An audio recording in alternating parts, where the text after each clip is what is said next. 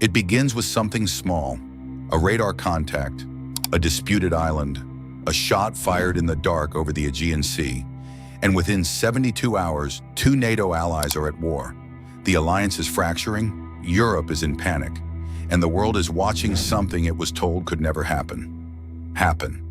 This is not a war game scenario invented by analysts in comfortable offices.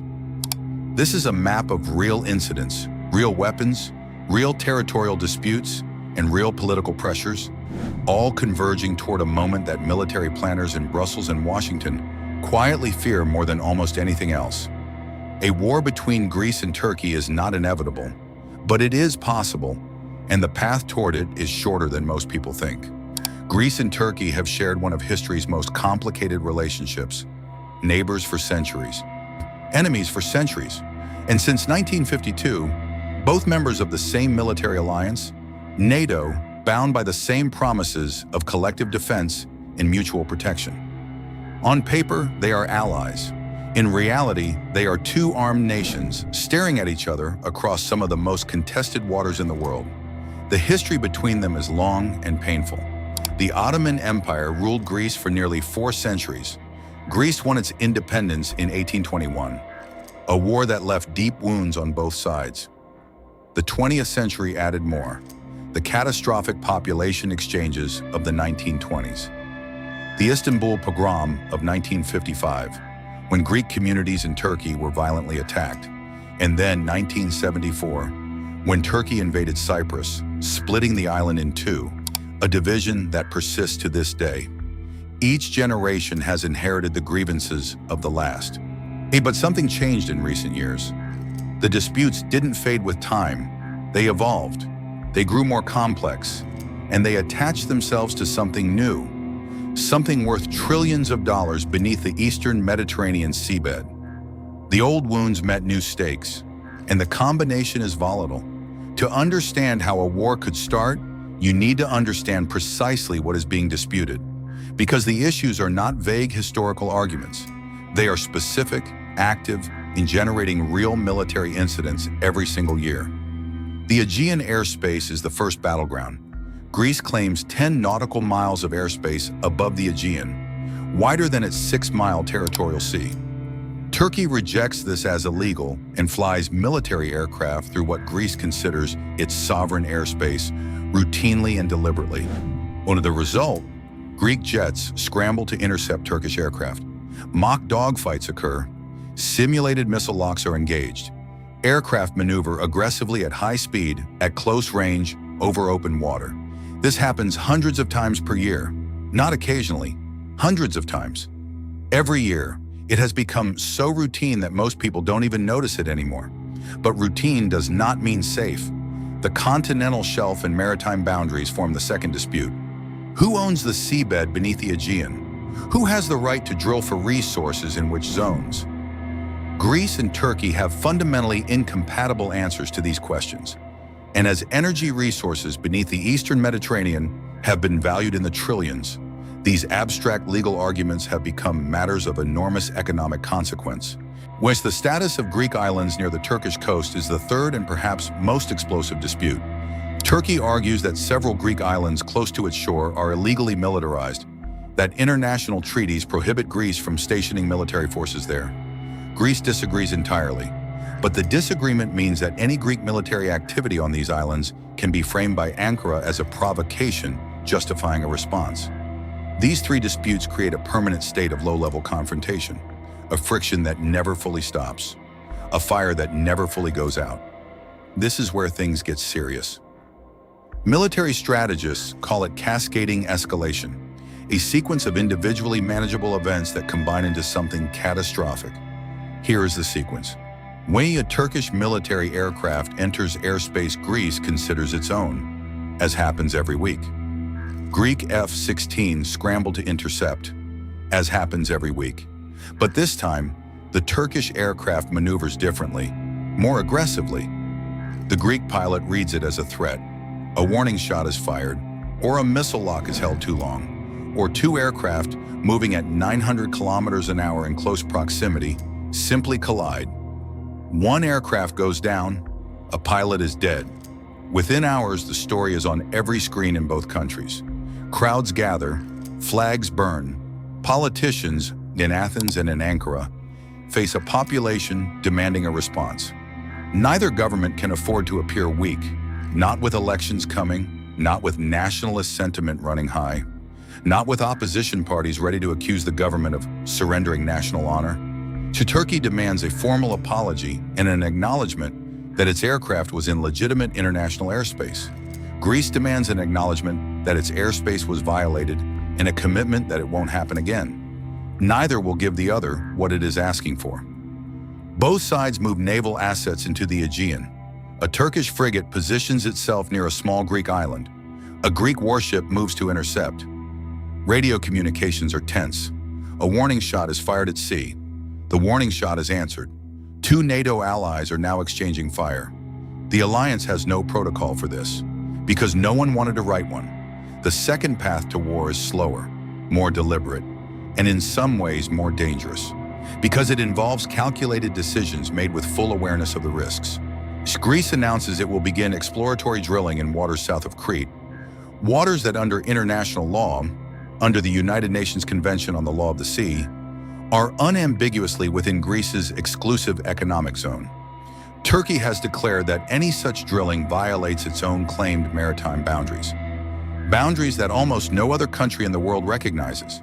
But Turkey doesn't need international recognition to act on them. It needs warships. A Turkish naval group moves toward the drilling zone. Greece sends its own frigates to protect the platform. Two fleets are now in the same stretch of water, weapon systems active, both operating under rules of engagement that authorize defensive fire. Turkey attempts to prevent supply vessels from reaching the Greek platform. Greece declares this an illegal blockade and an act of aggression. France, bound by its bilateral defense agreement with Greece, begins moving its own naval assets into the area. Now it is not two countries, it is three. And behind France stands the European Union. And behind Greece stands the question every NATO member is suddenly asking. Does Article 5 apply here? And if it does, what exactly are we all committing to?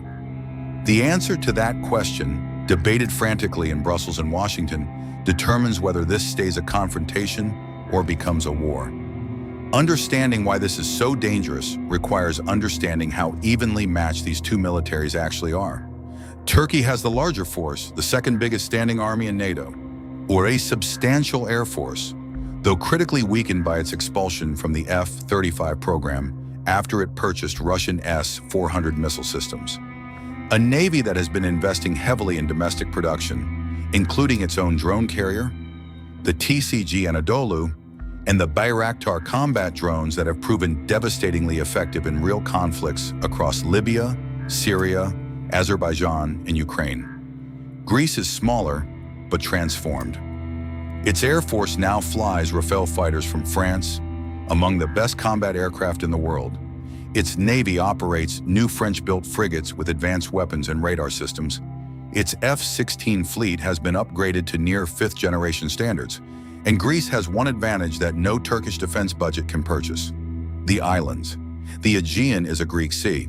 When over 6,000 Greek islands create overlapping zones of missile coverage, any Turkish naval force pushing westward into the Aegean would be operating inside a kill zone. Greek land-based missiles, aircraft operating from island airfields, and naval vessels using the islands as cover create a defensive architecture that military planners describe as one of the most difficult naval environments in the world to fight through.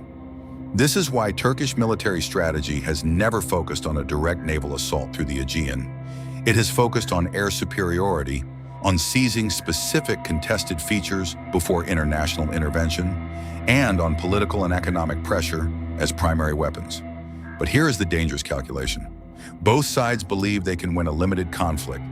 Turkey believes it can move fast, may establish new facts on the ground or water, and stop before NATO is forced to respond decisively. It did exactly this in Cyprus in 1974.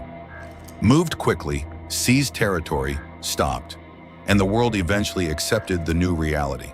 Greece believes its modernized military can impose costs high enough to deter Turkey from trying, and that French and American backing provides a security umbrella that makes the risk unacceptable for Ankara. When both sides believe they can win, and both sides face domestic political pressure that rewards toughness over restraint, the conditions for miscalculation become acute.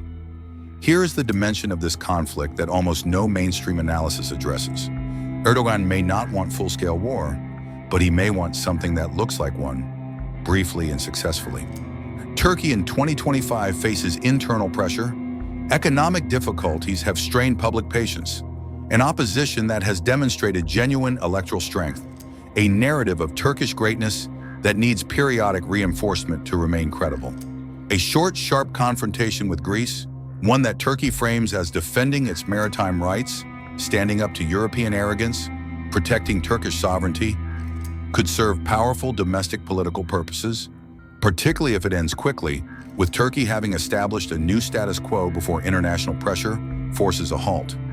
This is the Cyprus model, and it worked. Northern Cyprus remains under Turkish control more than 50 years later. The world condemned it, imposed limited sanctions, and then moved on. Erdogan has studied that lesson with great care. But here's the counter twist.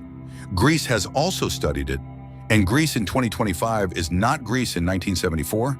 It has French frigates, American bases on its soil, a bilateral defense agreement that commits Paris to respond, a military that has been modernized specifically to raise the cost of any Turkish adventurism to a level that cannot be absorbed quickly and quietly. The Cyprus model assumes a Greece that folds fast. That assumption may no longer be valid. And if Turkey moves and Greece doesn't fold, the escalation has no obvious ceiling.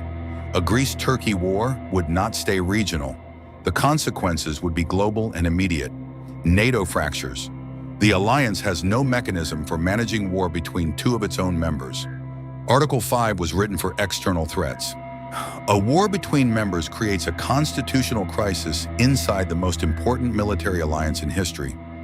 Every country that relies on NATO for its security, from Estonia to Montenegro to the United States, would have to confront what the alliance's guarantees are actually worth. Energy catastrophe. Every pipeline, every drilling platform, every LNG terminal under development in the Eastern Mediterranean halts immediately. Europe, already desperate for energy security after the Russian crisis, faces a new supply emergency at the worst possible moment. Gas prices spike, economies suffer, political systems that were already under stress fracture further. Russia benefits. Moscow has spent years arguing that NATO is unstable, internally contradictory, and ultimately unreliable. When two NATO members at war would validate every element of that argument to audiences across the global south, and potentially embolden Russian calculations about what it can do in Eastern Europe while the alliance is paralyzed. China watches and calculates. Beijing has been studying American alliance commitments carefully. A NATO alliance that cannot manage a war between its own members is an alliance whose guarantees to Taiwan, to Japan, to South Korea look considerably less credible. The ripple effects of a Greece-Turkey war reach every corner of the world. Here is the truth at the center of this story. Most wars are not started by countries that want war. They are started by countries that believe the other side will back down and find out too late that they were wrong. Greece and Turkey have made that miscalculation about each other before. They have been pulled back from the edge before by American intervention at 3 a.m, by last-minute diplomatic channels, by the rational fear of mutual destruction. The Aegean has seen hundreds of incidents, each one managed, each one resolved, each one adding another layer of tension to a relationship that is never fully stabilized. But the stakes are higher now than they have ever been. Trillions of dollars in energy wealth, a NATO alliance already under strain, great powers backing both sides, new weapons in both hands. The mechanisms that have prevented war are still in place, but they are older and more fragile, and the distance between a manageable incident and an uncontrollable one has never been shorter. Two NATO allies, and in two modernized militaries, a sea full of contested islands and disputed pipelines and unmapped gas fields. The world has been lucky. The only question nobody can answer, not in Athens, not in Ankara, not in Washington, is how much in Ankara, not in Washington, is how much longer that luck holds, and what changes the day it runs out. A lone lighthouse on a Greek island. The Turkish coast barely visible across dark water. Wind, silence. Then, the distant sound of jet engines fading into black. Subscribe, because the stories that matter most are the ones nobody's warning you about.